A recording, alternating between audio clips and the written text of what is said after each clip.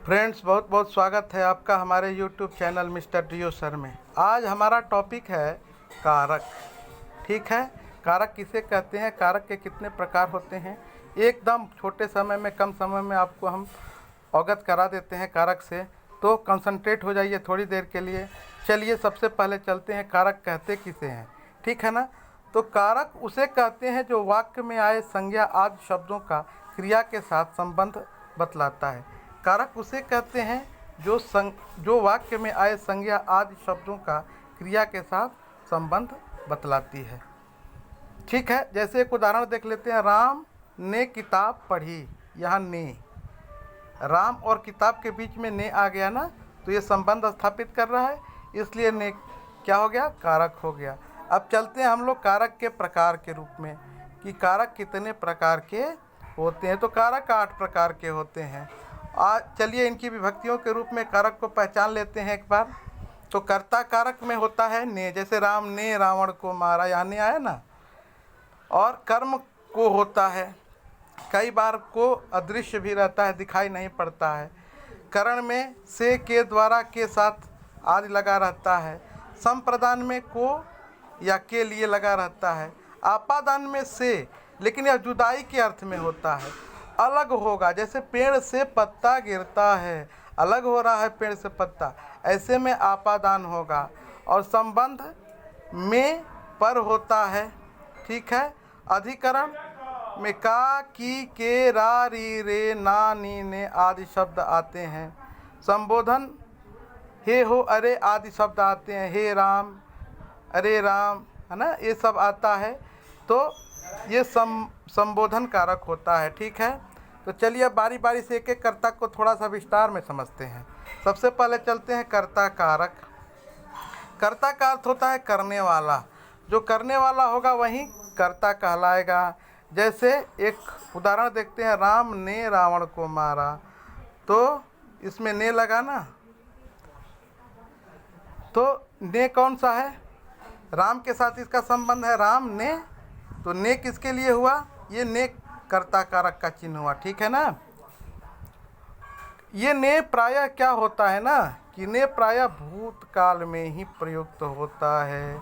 वर्तमान काल एवं भविष्य काल में क्या होता है, वर्तमान काल एवं भविष्य काल की सकर्मक क्रिया के जैसे वह फल खाता है, वह फल खाएगा।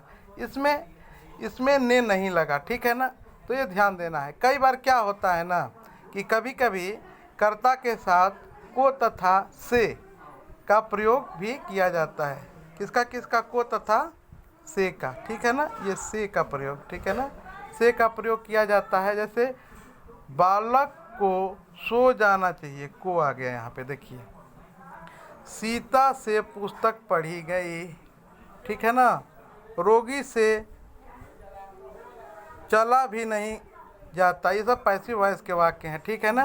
तो ये सब है ना। ठीक है ना,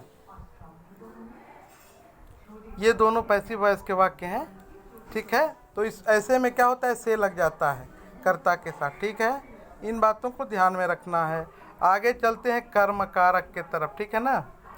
कर्म कारक किसे कहते हैं, तो कर्म माने क्या होता है, कर्म माने होता है कि क्रिया के कार्य का फल जिस पर पड़ता है। ठीक है ना। अर्थात कर्ता का फल जिस पर, क्रिया के कार्य का फल जिस पर पड़ता है, उसे हम क्या कहेंगे, कर्म कारक कहेंगे। जैसे अभी अभी हमने कहा था, राम ने रावण को मारा, तो वहाँ को क्या था, कर्म कारक था। यहाँ देखते हैं, मोहन ने सांप को मारा, यहाँ को आ गया। को का संबंध किसके साथ है, कर्म के साथ है, इसलिए यह कौन सा कारक है, कर्म कारक है। ठीक है ना। तो एक बात याद रखना है, कई बार वाक्य में कर्म कारक का चिन्ह नहीं होता है। जैसे कि राम पत्र लिखता है, राम पत्र को लिखता है नहीं कहा जाता है, राम पत्र लिखता है। भले चिन्ह नहीं रहता है, लेकिन वहाँ कारक को छिपा हुआ है। ठीक है ना। आगे चलते हैं करण कारक की तरफ। करण का अर्थ होता है साधन। ठीक है ना। करण का क्या अर्थ होता है, साधन। तो वाक्य की क्रिया को संपन्न करने के लिए जिस निर्जीव संज्ञा का प्रयोग साधन के रूप में किया जाता है वह संज्ञा क्या कहलाता है? करण कारक कहलाता है। ठीक है ना। इसका चिन्ह तो हम लोग पहले ही जान चुके हैं, से और के द्वारा होता है। जैसे देखिए, अर्जुन ने जयद्रथ को बाण से मारा। बाण से, बाण निर्जीव चीज है, तो बाण से मारा, तो से यहाँ कौन सा कारक हुआ? करण कारक हुआ। बालक गेंद से खेल रहा है, यहाँ देखिए गेंद और से, यहाँ से आया है ना, गेंद के साथ, गेंद निर्जीव है, अतः यह कौन सा कारक है? करण कारक है। अब चलते हैं संप्रदान कारक की तरफ। ठीक है ना। तो संप्रदान कारक का अर्थ होता है देना, अर्थात कर्ता जिसके लिए कुछ कार्य करता है। ठीक है ना। जिसके लिए कार्य करता है वह संप्रदान कारक है, अर्थात कर्ता जिसे कुछ देता है। जैसे एक उदाहरण देख लेते हैं, पुण्य के लिए वह सेवा कर रहा है, के लिए, है ना। के लिए, किसके लिए? पुण्य के लिए। तो इसलिए ये के लिए क्या है? संप्रदान कारक है। चलिए आगे चलते हैं आपादान कारक की तरफ। आपादान कारक क्या होता है?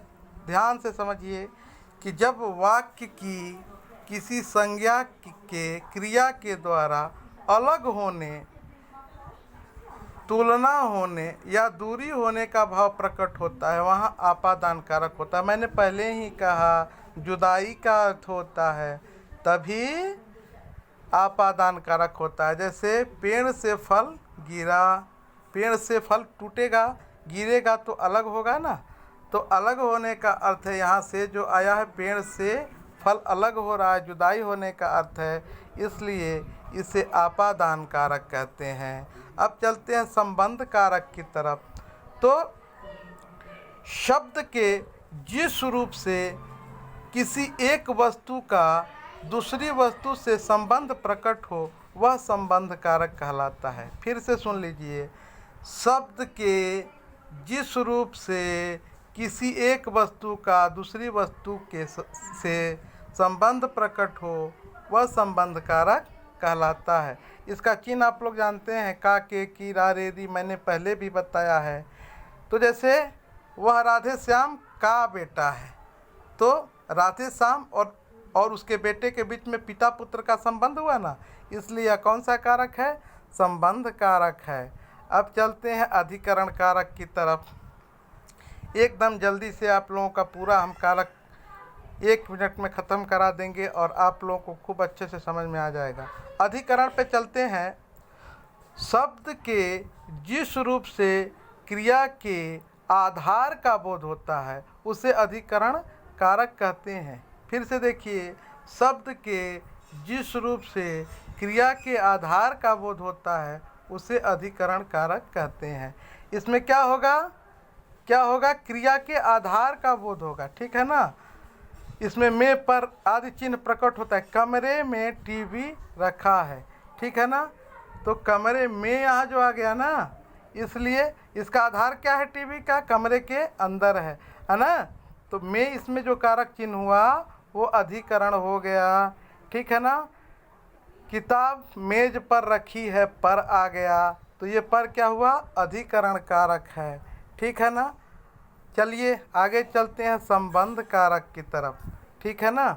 तो संबंध कारक किसे कहते हैं? जिससे किसी को बुलाने या संकेत करने का भाव प्रकट हो उसे संबोधन कारक कहते हैं। जैसे कहते हैं ना, अरे भैया इधर आओ, है ना, तो अरे आ गया, है ना, तो अरे क्या हो गया? ये क्या है?